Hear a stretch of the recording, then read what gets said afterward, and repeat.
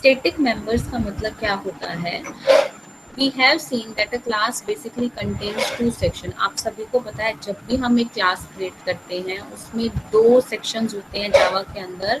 एक सेक्शन होता है जिसमें हम वेरिएबल्स को डिक्लेयर करते हैं और दूसरा सेक्शन होता है जिसमें हम मेथड्स को डिक्लेयर करते हैं। जैसे ये प्रोग्राम हम यहाँ पे देख रहे हैं, यहाँ पे टू सेक्शंस हैं। सबसे पहला सेक्शन होता है यहाँ पे जिसमें हम वेरिएबल को डिक्लेयर करते हैं, यानी कि लेंथ को डिक्लेयर कर दिया, ABCD को डिक्लेयर कर दिया, XYZ को डिक्लेयर कर दिया, वेरिएबल्स को डिक्लेयर करते हैं। और सेकंड के अंदर हम मेथड्स डिक्लेयर करते हैं, void data, gate data, put data, ये सारे मेथड्स को हम डिक्लेयर करते हैं। तो बेसिकली आपके दो पोर्शंस होते हैं, दो सेक्शंस होते हैं एक प्रोग्राम के अंदर, जिसके अंदर हम वेरिएबल्स को डिक्लेयर करते हैं और दूसरा जिसके अंदर हम मेथड्स को डिक्लेयर करते हैं। इन वेरिएबल्स और मेथड्स को हम बोलते हैं इंस्टेंस वेरिएबल, क्योंकि हम उसको instance on the spot create करते हैं, और इंस्टेंस मेथड्स क्योंकि उन मेथड्स को हम ऑन द स्पॉट ही क्रिएट करते हैं। तो इंस्टेंस वेरिएबल और इंस्टेंस मेथड्स हम इनको बोलते हैं। This is because every time the class is instantiated a new copy of each of them is created. जब भी हम क्लास को क्रिएट करते हैं ये अपने आप ही क्रिएट हो जाते हैं। They are accessed using the object. इनको हम ऑब्जेक्ट के थ्रू ही यूज कर सकते हैं। जो ऑब्जेक्ट हम बनाते हैं क्लास का, उसी ऑब्जेक्ट के थ्रू हम इन वेरिएबल्स को और इन मेथड्स को यूज कर सकते हैं। जैसे फॉर एन एग्जाम्पल आप देखोगे जो यहाँ पे हमने लेंथ और ब्रेड्थ को बनाया है, जो हमने यहाँ पे दो कंस्ट्रक्टर बनाए हैं रूम नाम से, और जो तीसरा मेथड हमने बनाया है एरिया नाम से, इन सभी को हम यूज कर सकते हैं ऑब्जेक्ट के थ्रू। इन सबको हम कैसे कॉल करेंगे? ऑब्जेक्ट के थ्रू। तो आप यहाँ पे देखोगे हमने रूम क्लास के ऑब्जेक्ट बनाए हैं, रूम 1 और रूम 2, तो हम इन ऑब्जेक्ट के थ्रू ही इनका यूज कर सकते हैं। ठीक है, तो कोई भी काम आपका जावा के अंदर होता है वो आपका ऑब्जेक्ट के थ्रू होता है। अब मान लीजिए we want to define a member that is common to all the objects and exists without using a particular object। अब हम चाहते हैं कि हम एक कॉमन ऑब्जेक्ट क्रिएट कर दें, किसी पर्टिकुलर ऑब्जेक्ट पे वो फोकस ना करे, वो सभी उसको एक्सेस कर सके। ठीक है, मान लीजिए हम एक कॉमन ऑब्जेक्ट ऐसा क्रिएट कर दें जो हर कोई क्लास का मेंबर उसको यूज कर सके। That is, the member belongs to the class as a whole rather than the object created from the class. Such members can be defined। उन्हें हम क्रिएट करने के लिए स्टैटिक कीवर्ड का यूज करते हैं। अब यहाँ पे हमने एक बनाया है स्टैटिक वेरिएबल, यानी कि जैसे हम वेरिएबल डिक्लेयर करते हैं इंटीजर काउंट, हमने एक वेरिएबल डिक्लेयर किया है, काउंट नाम से एक वेरिएबल बनाया है जिसका डाटा टाइप हमने लिया है इंटीजर, उसको हमने स्टैटिक डिक्लेयर कर दिया। दूसरा हम मेथड को क्रिएट कर रहे हैं, तो हमने एक मेथड बनाया मैक्स नाम से, उसके अंदर दो हमने पैरामीटर्स पास किए हैं एक्स और वाई, और इसका हमने रिटर्न टाइप किया है इंटीजर, और उसको भी हमने स्टैटिक कीवर्ड से डिनोट किया है। तो स्टैटिक कीवर्ड्स लगाने से जो भी हम वेरिएबल डिफाइन करते हैं या फिर जो भी हम मेथड्स डिफाइन करते हैं उनको स्टैटिक बनाने का मतलब होता है उनको कॉमन हमारे वेरिएबल और मेथड्स बन जाते हैं, उनको कोई भी एक्सेस कर सकता है। The members that are declare statics, उन्हें हम क्या बोलते हैं? स्टैटिक मेंबर्स बोलते हैं। ठीक है, स्टैटिक कीवर्ड लगाने से जो भी चीजें हम क्रिएट करते हैं उन्हें हम स्टैटिक मेंबर नाम से डिनोट करते हैं। These members are associated with the class itself rather than individual objects. ये पूरी क्लास से कनेक्टेड होते हैं। जो वेरिएबल होंगे उन्हें हम स्टैटिक वेरिएबल बोलेंगे, और जो मेथड्स होंगे उन्हें हम स्टैटिक मेथड्स बोलेंगे। ठीक है, क्लास वेरिएबल और क्लास मेथड की बजाय हम इन्हें स्टैटिक बोलेंगे। उसके बाद static variables are used when we want to have a variable common for all instance of class. जब हमें पूरी क्लास में कॉमन वेरिएबल की जरूरत पड़ेगी तब हम स्टैटिक वेरिएबल का यूज कर सकते हैं। इसी तरीके से जब हमें किसी कॉमन मेथड की जरूरत पड़ेगी तब हम अपने स्टैटिक मेथड्स का यूज कर सकते हैं। Java create only one copy of for a static variable which can be used even in never actually instantiated. इसका हम एक एग्जांपल देख लेते हैं। यहाँ पे आपका वही बताया गया है कि स्टैटिक वेरिएबल की तरह स्टैटिक मेथड्स का भी आप पूरे प्रोग्राम में यूज कर सकते हैं। ठीक है, जैसे सी के अंदर आप लोग करते थे मैथ्स का फंक्शन को कॉल करते थे, आप ऊपर हेडर फाइल यूज करते थे math.h, उसके बाद अंदर आप उसके प्री डिफाइंड जो मेथड्स थे स्क्वायर रूट वगैरह उनको आप इजीली यूज कर सकते थे। सेम चीज यहाँ पे आपकी रहेगी।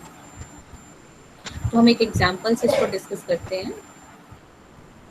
देखिए हमने यहाँ पे क्या किया, क्लास ली है मैथ ऑपरेशन के नाम से। मैथ ऑपरेशन के नाम से हमने एक क्लास को डिफाइन किया है और उसके अंदर हमने स्टैटिक लगा के एक मेथड क्रिएट किया है मल नाम से, यानी कि मल्टीप्लिकेशन के लिए जो हम यूज कर रहे हैं, फ्लोट वैल्यू दी है और हमने एक्स और वाई को मल्टीप्लाई करवाया है। और एक्स की वैल्यू मल्टीप्लाई होकर जब हम रिटर्न करेंगे तो ऑब्वियसली वो फ्लोट वैल्यू ही होगी, इसलिए हमने इसका रिटर्न टाइप यहाँ पे फ्लोट लिया है। एक और मेथड हमने डिक्लेयर किया है स्टैटिक लगा के डिवाइड नाम से, हम यहाँ पे डिवीजन करवा रहे हैं तो फ्लोट वैल्यू है तो डिवीजन भी आपका फ्लोट ही आएगा, तो यहाँ पे भी हमने रिटर्न टाइप फ्लोट लिया है। ठीक है, उसके बाद हमने एक मैथ एप्लीकेशन नाम से क्लास बनाई है जिसके अंदर हमने मेन मेथड को डिक्लेयर किया है। अब हम यहाँ पे देखो जब भी आप यूज करोगे, अब हमें यहाँ पे मल्टीप्लिकेशन और डिवाइड के मेथड्स को कॉल करना है, तो हमें मैथ ऑपरेशन नाम के ऑब्जेक्ट क्रिएट करने की जरूरत नहीं है, हम यहाँ पे डायरेक्ट इनका यूज कर सकते हैं। तो क्योंकि ये हमारे स्टैटिक हो गए हैं, ठीक है, इनको हम पूरी क्लास में कहीं भी यूज कर सकते हैं। तो उसके लिए हम यहाँ पे क्या किया, हमने एक वेरिएबल डिक्लेयर किया है मेन मेथड के अंदर ए नाम से, फ्लोट ए और फ्लोट बी, हमने दो वेरिएबल यहाँ पे क्रिएट किए हैं, float A and float B. Float A के अंदर हमने क्या वैल्यू डलवाई है, अब हम मल्टीप्लिकेशन नाम का मेथड यहाँ पे यूज कर रहे हैं, तो हम कौन सी क्लास में यूज कर रहे हैं, मैथ ऑपरेशन का, तो मैथ ऑपरेशन क्लास का नाम डॉट, हम यहाँ पे डॉट ऑपरेटर यूज करेंगे। और कौन सा मेथड यूज कर रहे हैं, मल्टीप्लिकेशन वाला, तो हम यहाँ पे मल्टीप्लिकेशन यूज करेंगे और अंदर पैरामीटर लिस्ट की जगह हम दो वैल्यू दे देंगे 4 और 5। ठीक है, उसी तरीके से हमने बी के अंदर क्या डलवाया है, मैथ ऑपरेशन का हम डिवाइड वाला मेथड कॉल कर रहे हैं, तो यहाँ पे मैथ ऑपरेशन डॉट डिवाइड आएगा आपका और अंदर हमारी वैल्यूज आ जाएगी। ठीक है, वैल्यूज हमारी यहाँ पे एक्स और वाई की जो है वैल्यूज वो यहाँ पे आ जाएगी। अब देखिए एक्स के अंदर हमने वैल्यू नहीं दी है, एक्स के अंदर हमने ए डलवा दिया है। अब ए मेरा क्या है, ए आपका ऊपर यहाँ से आपका कैलकुलेट होके आएगा, यानी कि ए की वैल्यू क्या आएगी, 4 और 5 की मल्टीप्लीकेशन, यहाँ से 4 और 5 की मल्टीप्लीकेशन आएगी, यानी कि 20 जो वैल्यू है वो ए के अंदर चली गई है। तो हमने यहाँ पे जो ए है वो हमने पास किया है इस फ्लोट एक्स के अंदर, तो यहाँ पे मेरी वैल्यू चली जाएगी 20, तो यहाँ पे 20 और यहाँ पे 2.0, तो 20 डिवाइड बाय में 2 क्या आ जाएगा हमारा रिजल्ट 10.0, तो यहाँ पे हमने बी को प्रिंट कराया तो हमारा रिजल्ट यहाँ पे देखोगे आप आ गया है 10। ठीक है, तो बेसिकली चीज क्या है कि स्टैटिक क्रिएट करने का मतलब क्या होता है कि स्टैटिक यूज करने के लिए स्टैटिक वेरिएबल हो या फिर स्टैटिक मेथड्स हो, इनको यूज करने के लिए हमें ऑब्जेक्ट की जरूरत नहीं पड़ती है, क्योंकि स्टैटिक कीवर्ड लगाने से ये कॉमन ऑब्जेक्ट बन जाते हैं जिनको पूरी क्लास में कहीं भी यूज किया जा सकता है। तो आप यहाँ पे देखोगे ये हमने स्टैटिक कीवर्ड यूज करके स्टैटिक मेथड्स और स्टैटिक वेरिएबल्स को डिफाइन किया है। Note that the static methods are called using class name. Static method को कॉल करने के लिए हमें क्लास नेम का जरूर यूज करना पड़ेगा, क्योंकि अभी यहाँ पे हमने सिर्फ एक ही क्लास ली है। एक प्रोग्राम के अंदर आप 3-4 क्लास भी बना सकते हो, तो उसमें कंफ्यूजन हो जाएगी कि हमें कौन सी क्लास के मेथड यूज करने हैं, तो क्लास का नाम हमें यूज करना पड़ेगा।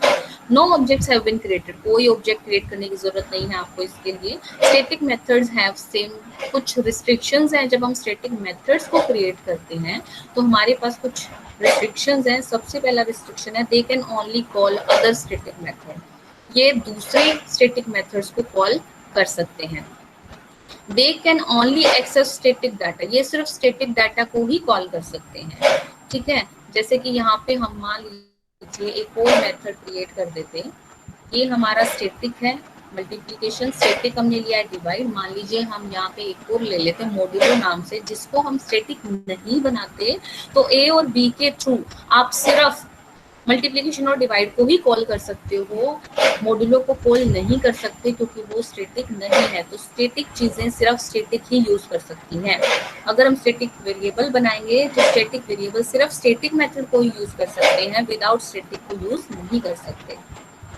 They cannot refer to this or super in any way, ये this और super के अंदर यूज नहीं कर सकते हैं। this और super हमारे कीवर्ड्स हैं जो यूज होते हैं, वो अभी आगे आएंगे आपके कि उनका क्या काम होता है। तो जो स्टैटिक है वो this और super का भी यूज नहीं कर सकते। तो ये थे हमारे static variable and static methods.